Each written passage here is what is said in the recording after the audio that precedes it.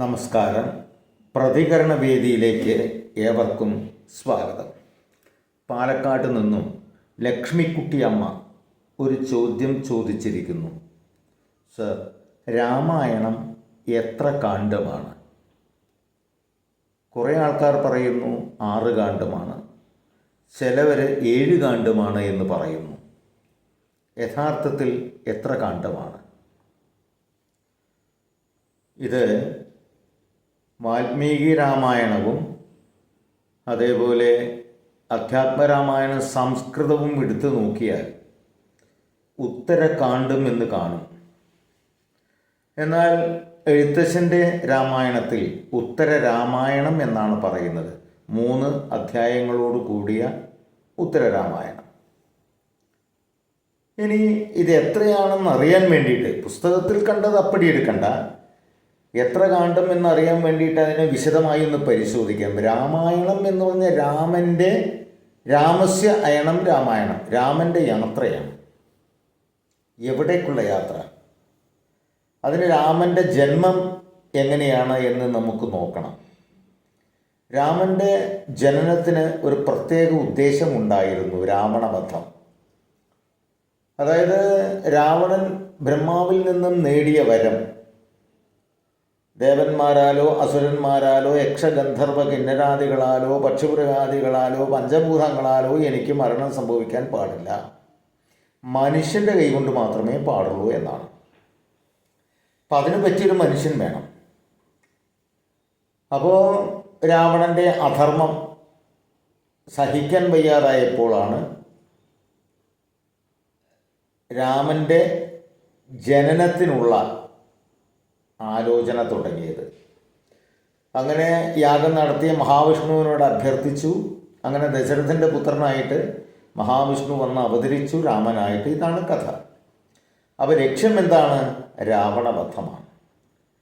അപ്പോൾ രാവണവധത്തിലേക്കുള്ള യാത്ര, അതാണ് ഇവിടെ രാമായണം കൊണ്ട് ഉദ്ദേശിക്കുന്നത്. പിന്നെ കാണ്ഡം എന്ന് പറഞ്ഞാൽ തണ്ട്, തടി എന്നൊക്കെ പറയും.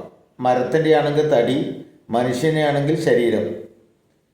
പിന്നെ അളവ് എന്നൊരർത്ഥമുണ്ട്. അളവ് കാലയളവാകാം, ഒരു വസ്തുവിൻ്റെ അളവാകാം, ഒരു വസ്തുവിൻ്റെ തൂക്കമാകാം, എന്ത് വേണമെങ്കിലാകാം. അത് സന്ദർഭത്തിനനുസരിച്ചാണ് എടുക്കുക. ഇവിടെ രാമൻ്റെ ഈ ദൗത്യം, ജന്മദൗത്യം പൂർത്തിയാക്കാൻ ഒരു അളവുണ്ട്, കാലയളവ് കൊടുത്തിട്ടുണ്ട്. 14 വർഷം എന്ന് പറയുന്നത്. മാത്രവുമല്ല, ഇവിടെ വധം എന്ന് പറയുമ്പോൾ ശരീരത്തെ വധിക്കുകയാണ്, ആത്മാവിനെ വധിക്കാൻ കഴിയില്ലല്ലോ. അപ്പോൾ വൈകുണ്ഠത്തിലെ കാവൽക്കാരായ ജയവിജയന്മാർക്ക് സനകാദികളുടെ ശാപം ലഭിച്ചത് മൂലം അവർ അസുരകുലത്തിൽ വന്നു പിറന്നു. അതിൽ ജയനാണ് രാവണൻ. അപ്പം ഈ ശരീരം നഷ്ടപ്പെട്ട് തിരിച്ചു പോകണം, 3 ജന്മം ജനിക്കണമെന്നാണ്. അപ്പോൾ ആദ്യത്തെ ജന്മം ഹിരണ്യാക്ഷനും ഹിരണ്യകശിപുവും, 2ാമത്തെ ജന്മമാണ് രാവണനും കുംഭകർണനും, 3ാമത്തെ ജന്മം ദന്തവക്ത്രനും ശിശുപാലനും. അങ്ങനെയാണ്. അപ്പോൾ അതിൽ ഈ രാവണൻ്റെ ശരീരം 2ാമത്തെ ജന്മത്തിൽ ഇല്ലാതായി പോകണം. അത് മനുഷ്യൻ്റെ കൈ കൊണ്ടേ പറ്റുകയുള്ളൂ. അപ്പോൾ ഇവിടെ ശരീരത്തിനൊരു പ്രത്യേകതയുണ്ട്, പ്രാധാന്യമുണ്ട്. കാരണം എന്താണ്? മറ്റത് മരണം ഏത് രൂപത്തിൽ വേണമെങ്കിലും വരാം. പഞ്ചഭൂതങ്ങളാൽ മരണം സംഭവിക്കാം. വെള്ളപ്പൊക്കത്തിലോ മണ്ണ് ഇടിഞ്ഞിട്ടോ ഇടി വെട്ടിയിട്ടോ ഒക്കെ ആകാം. അതൊന്നും പാടില്ല എന്നാണ് പറഞ്ഞത്. മനസ്സിലായി? ഒരു പ്രത്യേക ശരീരം തന്നെ വേണം, മനുഷ്യ ശരീരം. അതാണ് കാണ്ഡത്തിൻ്റെ പ്രത്യേകത. അപ്പോൾ അങ്ങനെ ഒരു പ്രത്യേക ശരീരം എടുത്തിട്ട്, മനുഷ്യ ശരീരം എടുത്തിട്ട് ഒരു പ്രത്യേക കാലയളവിൽ തൻ്റെ ദൗത്യം പൂർത്തിയാക്കുന്നത് കൊണ്ടാണ് അതേവരെയുള്ള കഥകളെ കാണ്ഡങ്ങളാക്കി തിരിച്ചിട്ടുള്ളത്. ബാലകാണ്ഡം, അയോധ്യാകാന്ഡം, ആരണ്യകാന്ഡം, കിഷ്കിന്ധാകാന്ഡം, പിന്നെ സുന്ദരകാന്ഡം, യുദ്ധകാന്ഡം എന്നിങ്ങനെ 6 കാണ്ഡങ്ങളാക്കി തിരിച്ചിട്ടുള്ളത്. അങ്ങനെ രാവണവധം കഴിഞ്ഞ് തിരിച്ചു വന്നതോടുകൂടി രാമൻ്റെ യാത്ര, രാമൻ എന്ന് പറയുന്ന ആ അവതാരത്തിൻ്റെ യാത്ര കഴിഞ്ഞു. പിന്നെയുള്ളത് ഉത്തരരാമായണമാണ്. അതായത് പിന്നെ മരണമാണ്. മരണം എന്ന് പറയാറില്ല.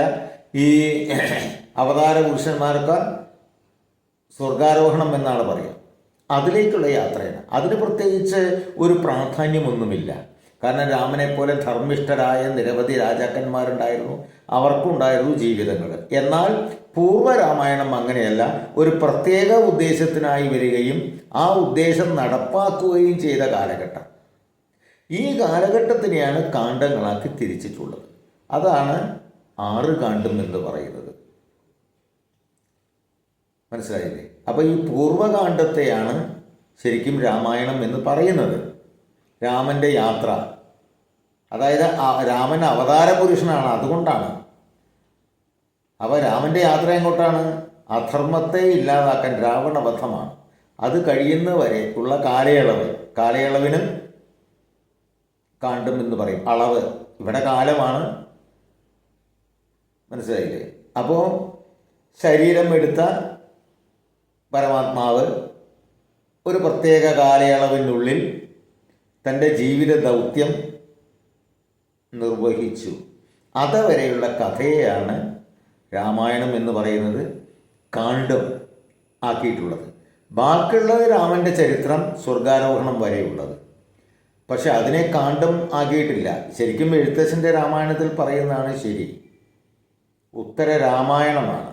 അവിടെ ഉത്തരകാണ്ഡം എന്ന് പറയുന്നില്ല. ഉത്തരകാണ്ഡം എന്ന് പറയുന്നത് വാൽമീകി രാമായണത്തിലും അത് അതേമാതിരി അധ്യാത്മരാമായണ സംസ്കൃതത്തിലുമാണ്.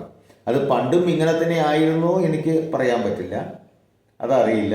ഇപ്പോൾ വാങ്ങുന്ന പുസ്തകങ്ങളിൽ അങ്ങനെ കാണുന്നു എന്ന് മാത്രം. ശരിക്കും 6 കാണ്ഡമാണുള്ളത്. നന്ദി, നമസ്കാരം.